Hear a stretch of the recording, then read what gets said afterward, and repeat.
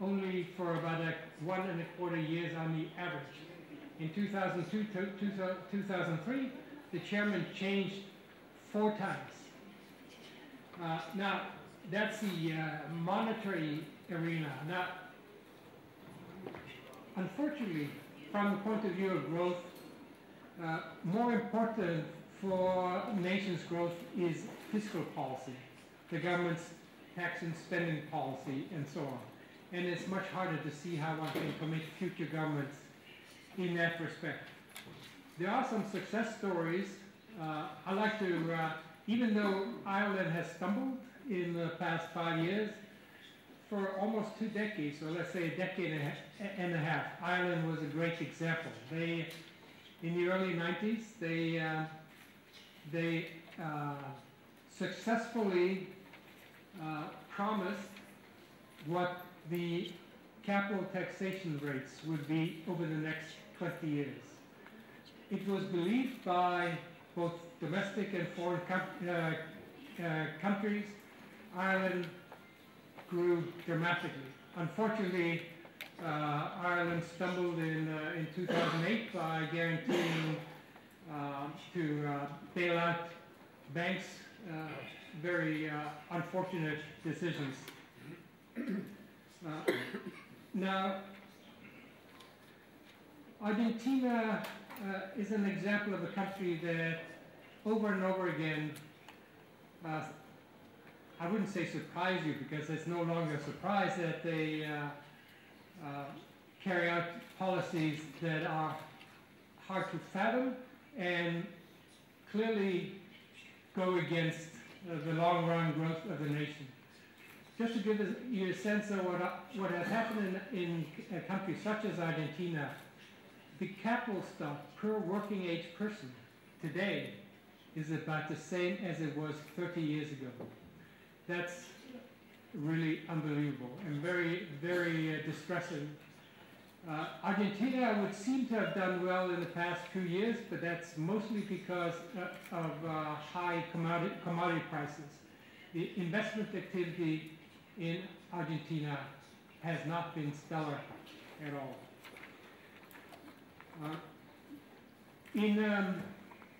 In some countries, a big concern could be how will governments handle the distressed banks. The banking sector is in trouble in many countries. Again, we have examples from past history to look back at and see what you don't want to do and what tends to be more successful. I like to use Chile versus Mexico in the early 80s. They faced similar shocks. Their commodity prices were low. Banks were in difficulty in both nations. In Chile, the government took over, well, they decided which banks were, well, first of all, banks accounted for half the deposits were illiquid, and so the government decided which banks were viable in the long run, let the rest go under, and then within a couple of years re-privatize the remaining banks. And then that was a painful period for Chile for a couple of years. GDP per capita dropped by on the order of 15% over the first 2 years, but then Chile took off. Mexico also took over the banks, but they didn't re-privatize, at least not within 10 or 15 years. Government bureaucrats were in charge of who would get loans, and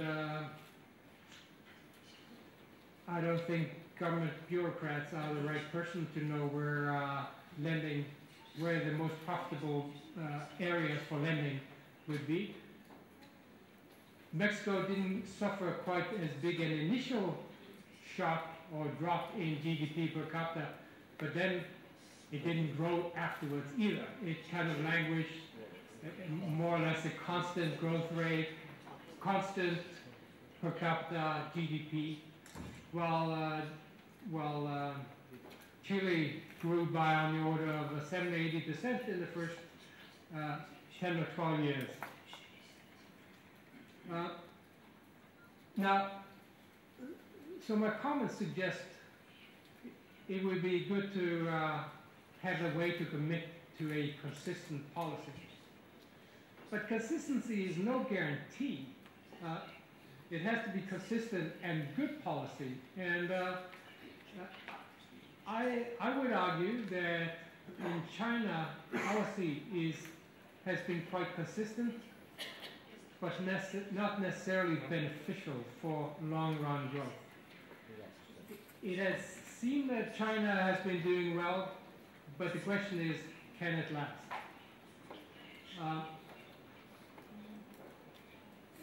The main problem, as I see it in China, and this is backed up by research that I've seen by my former student, Storsletten and his co-authors, in a paper in American Economic Review a couple of years ago, China's financial system, banking system, is almost entirely dominated by state-run banks who favor state-run companies. These state-run companies have had an easy time showing profits because of that favorable treatment by the banks, and also access to, at least until recently, very cheap labor. And so they have been able to show considerable profits without necessarily being that innovative. Now, the young and upcoming innovators, those who with the great ideas, imaginative ideas, that are of the type that would make the nation as a whole become more productive in the long run. In the meantime, they have great difficulty getting funding for their ideas. Typically, they will have to save up first before they can put them into fruition. They are biased towards more labor-intensive types of activities, and that, I feel, eventually will come back to haunt China. Finally, I would like to touch upon countries close to here, including the one in which we are now, Kazakhstan, Azerbaijan, and so on. I have been to the two nations I mentioned. I think they are examples of countries with considerable amount of stability. Kazakhstan seems to be a stable country politically. Azerbaijan seems to be so as well. I met with higher up government officials in Azerbaijan. I was very much impressed with their nation. It seems that they have the right ideas about how to go forward. The biggest bottleneck probably would be, as they keep growing at high rates, the availability of skilled workers in different areas must be a big bottleneck.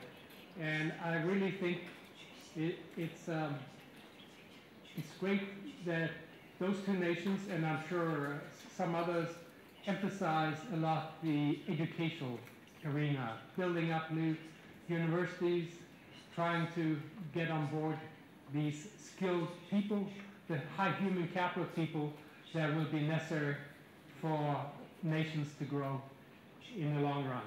Some other nations show much scarier, more disturbing signal. For example, Ukraine has received some press recently.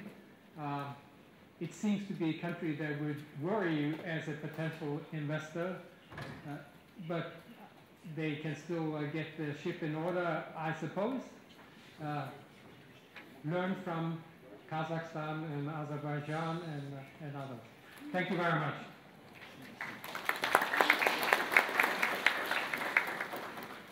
Спасибо, профессор Кедлан.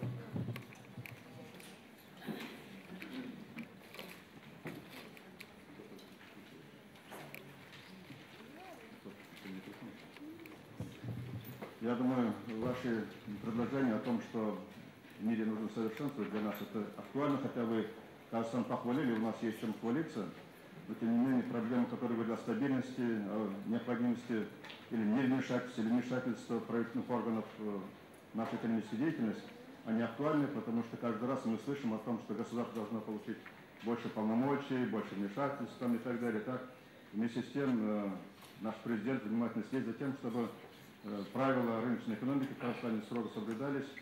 И вот проблемы, которые подняли, мы, республика поднимает, разработана специальная программа индустриального инновационного развития, становления новых университетов, в том числе инновационных университетов, исследовательских университетов. Поэтому ваши рекомендации для нас полезны.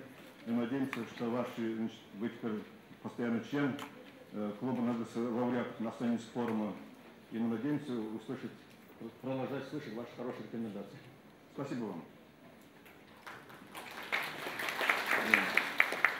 Следующее слово я хотел бы представить профессору Эдварду Прескоту.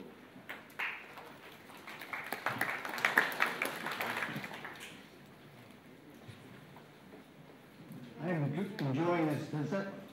It's a fascinating country with a great history and much to be learned about the development process. So macroeconomic, I'm going to talk a little bit general initially. Macroeconomic policy, you've got to think in terms of rules. It's rules rather than discretion. That's a paper that Finn, Chitlin, and I wrote.